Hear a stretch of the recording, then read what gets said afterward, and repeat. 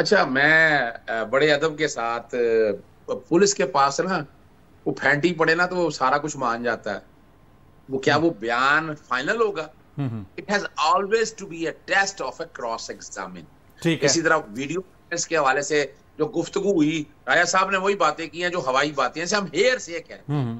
Hair से कहलाता है ये सारा जो कुछ भी है। सही। मैं भी कुछ आपके सामने कह दूं, ये साबित तब होना जब कोर्ट में ट्रायल लेकिन शुरू होगा। लेकिन फिर अजहर सिद्दीक साहब, हेयर से की आप बात कर रहे हैं, सॉरी टू से आपको इंटरप्ट कर रहा हूं क्योंकि मेरे पास थोड़ा सा एक छोटा सा ब्रेक मैंने लेना है, लेकिन ब्रेक पर जाने से पहले अगर आप हेयर से की बात कर रहे हैं तो हेयर से ऐसे ही वो नैरेटिव था जो आपने कंस्पिरेसी पे बिल्ड किया कि जी अमेरिकन साजिश के तहत हुकूमत खत्म हुई। साबित तो पाकिस्तान तहरीक इंसाफ और उनके चेयरमैन उसे भी नहीं कर सके।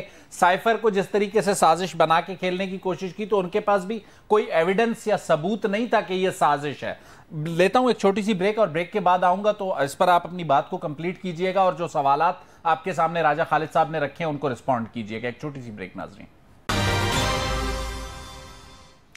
वेलकम बैक नाजरीन। कोई तहमीद बांधे बगैर चाहूंगा कि अजहर सिद्दीक साहब अपनी जो बात कर रहे थे उसे कंप्लीट करें। अजहर साहब।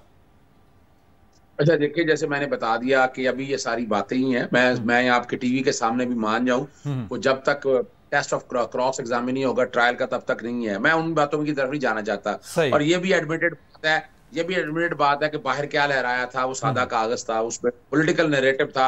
Everybody knows. मैं हैरान इस बात पे होता हूँ, हम इस बात पे लगे हुए हैं, हम इस पे लगे हुए हैं कि जनाब वो पब्लिक कर दिया, हम उसके कंटेंट पे नहीं जाते। और उसके कंटेंट का सबूत अब आ चुके हैं कि जनाब बाकायदा इमरान खान साहब की हुकूमत गिराई गई, वोट ऑफ नो कॉन्फिडेंस के जरिए गिराई गई। क्या क्या लोग हुए, कहां से निकले? सबूत क्या है अजहर साहब, सबूत क्या है, जरा मेंशन कीजिएगा उन सबूतों को।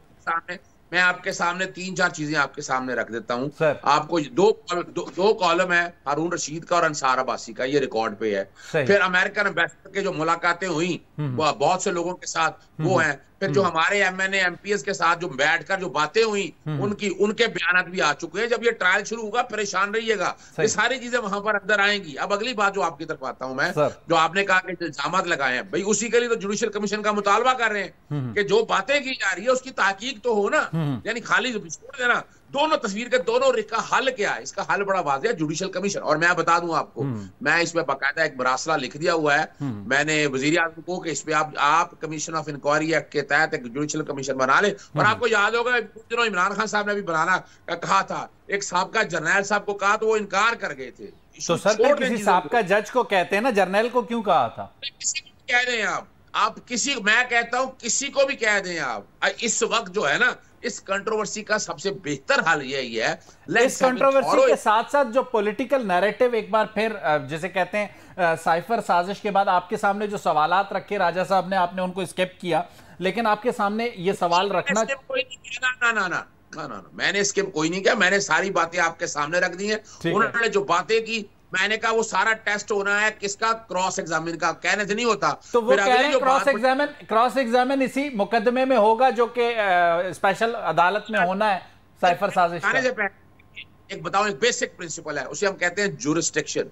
क्या ये जो पर्चा दर्ज हुआ है इसकी अखराज के लिए हम जाने लगे हैं, और सेक्शन 5(9) का जो इतलाक किया गया है, क्या अजहर साहब बेअदबी माफ, आपको इंटरप्ट कर रहा हूं। ये जो जुरिस्डिक्शन और टेक्निकल मामले हैं, कल हम टीवी प्रोग्राम में परसों बात कर रहे थे, जो तोशा खाना का केस है उसमें भी 14 महीने तक आप जो है टेक्निकलिटीज के पीछे भागते रहे, बजाय इसके कि बेगुनाही साबित करते। उसके चक्कर में आपके चेयरमैन 5 साल के लिए नायल हो गए। नहीं देखिए, मैं बताऊं आपको, मैं चूंकि उस केस में पहले दिन से हूं, वो इशू ही जुरिस्डिक्शन का है। सेक्शन 137 सब सेक्शन 4 का है सर कि आप 120 के बाद सकासा कर ही नहीं सकते। ठीक हो गया। अच्छा, इस पॉइंट पे जरा आइएगा। आपका वो पॉइंट बिल्कुल ठीक है। आप इस पॉइंट पे जरा आइएगा कि अब आपके ख्याल में साइफर साजिश के लिए जो केस बनाया गया है और जो ऑफिशियल सीक्रेट एक्ट है, ये आपका इल्जाम है अभी तक कि ये सिर्फ विक्टिमाइज करने के लिए चेयरमैन पाकिस्तान तहरीक इंसाफ को, उसका ग्राउंड दे दीजिए ताकि मैं राजा साहब से उसका जवाब ले लूं। देखिए, 3 वजूहात हैं।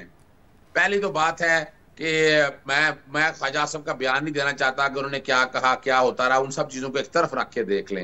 ये तो रिकॉर्ड की बातें हैं। ये सारी जो चीजें एविडेंस की जो आपके सामने रखी है ना, चीजों को सामने रखकर देखे तो एक नैरेटिव सामने आ गया। सर मुझे वो ग्राउंड्स दे देना जिनकी बुनियाद पे आप कह रहे हैं कि ये ऑफिशियल सीक्रेट एक्ट की तरमीम सिर्फ चेयरमैन पाकिस्तान तहरीक इंसाफ के लिए हुई है। जी, नंबर 1 जो नया 5 और सेक्शन 9 के अंदर जो तरमीम की गई है और जो कंटेंट ऑफ FIR है, चोरी करना, लेके जाना, कोई चीज ऐसी नहीं है।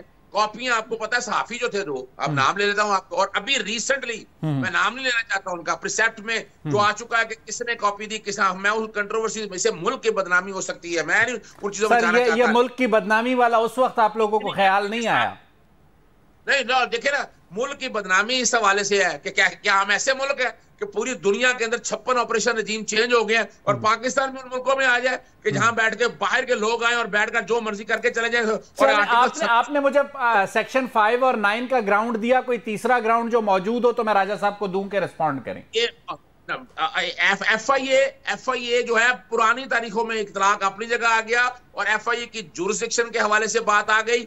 तीसरा और अहम सवाल ये है कि जब तक इस सारे मामले के अंदर एक किसी फोरम के ऊपर कोई इंक्वायरी नहीं होती, कोई चीज सामने नहीं आती, FIA तो इदारा गवर्नमेंट का ही है। चलें ठीक है, लेकिन आपको याद होगा अजहर सिद्दीक साहब, नेशनल सिक्योरिटी कमेटी 2 बार बैठी, दोनों बार उन्होंने कहा कि यह मुदाखलत है और रिकॉर्ड पर यह बात मौजूद है, लेकिन इस बात को एक्सेप्ट नहीं किया गया कि यह साजिश है।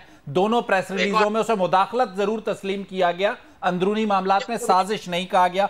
मैं चाहूंगा कि आपके जो तीनों ग्राउंड्स हैं, राजा खालिद साहब उसे रिस्पॉन्ड करें कि आपने जो ग्राउंड। सिर्फ एक बात कर दूं जी, देखिए, पहले कहते थे कि जनाब साइफर है कोई नहीं, ठीक, फिर आ गया जनाब साइफर इमरान खान साहब चोरी करके लेकर, वो पता चल गया कि साइफर कोई डॉक्यूमेंट नहीं है, उन्होंने खुद एडमिट किया मैं लेकर गया हूं सर। फिर कहते थे कोई साजिश नहीं है, और फिर कहा जाता है कि जनरल बाजवा साहब ने रूस के खिलाफ का वो अब वो पॉलिटिकल डिबेट में मैं फिर नहीं जा रहा, मैं उसकी टेक्निकलिटीज पे ही बात करूंगा। राजा खालिद साहब आपके 3 पॉइंट्स का जवाब दे दें, उसके बाद फिर आपको मौका देता हूं। राजा साहब, शायद साहब मुझे 2 बातों का पहले जवाब देने दें, उसके बाद मैं आगे चलूं तो बेहतर रहेगा। इजाजत है सर। जो बार बार कहा जाता है कि साइफर साबित नहीं हुआ, फिर अजहर साहब ने इस पे इंसिस्ट किया जी कि again it is subject to the cross examination, self admitted facts, ये कानून है, नीड नॉट बी प्रूव्ड। ठीक है, जो आपने एडमिट कर लिया उसके लिए किसी शहादत की जरूरत नहीं होती, ये सेल्फ कन्फेशन है, सेल्फ एडमिशन है, लिहाजा इसके लिए लंबी चौड़ी किसी एविडेंस की जरूरत नहीं। दूसरा, साजिश के हवाले से बार बार बात आती है, वो बड़ा जरूरी है करना, चूंकि कानून में भी लिखा है।